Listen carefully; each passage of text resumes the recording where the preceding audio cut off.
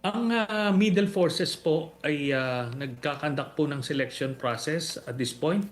Ang mga pinagpipilian ay si Senator Risa Hontiveros, si Senator Bam Aquino, kasi si Vice President Leni Robredo ay tumanggi na.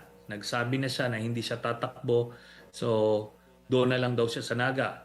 Pero i-endorso daw niya kung sino man yung mapipili doon sa proseso. Yan po. So before the end of the year, matatapos yung proseso na yan, eh yung kandidato na yon, either Senator Risa Hontiveros or Senator Bam Aquino ang mapipili. Okay. Ngayon, ang aking itunutulak na proposal ay magsanib puwersa yung administrasyon at itong middle forces nang sa ganon, iisa na lang ang kandidato na lalaban against the Duterte candidate. It may not be Sara Duterte kung matuluyan man siya dyan sa impeachment or pwedeng siya pa rin. So ang mangyayari nito is head-to-head yung labanan. A coalition candidate versus a Duterte candidate.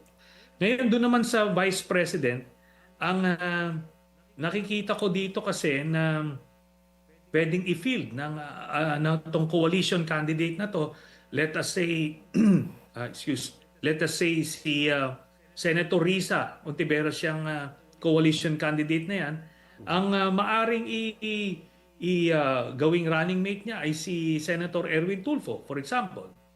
Ngayon doon naman sa Duterte candidate, assuming si Sara Duterte yung presidente, ang base sa aming impormasyon, ang nakakalamang sa pagiging vice presidential candidate ay si Senator Marcoleta. So kung ganyan po ang head-to-head na tandem, confident ako na mananaig yung coalition nila Senator Risa Hontiveros at ni Senator Erwin Tulfo. Sir, how about you po? May balak po ba kayong tumakbo? And for what position in 2028? Sa ngayon po ay hindi po ako tatakbo dahil nagpo-focus tayo dito sa mga upcoming cases dito sa impeachment. Ako po ay magtitistigo dyan at ganun din po sa ICC. So yan po ang ating tututukan, but ako po ay siguradong susuporta dun sa mapipili na kandidato ng middle forces at lalo na pag ito ay nagsanib pwersa na with the administration. So yan po ang ating plano sa 2028.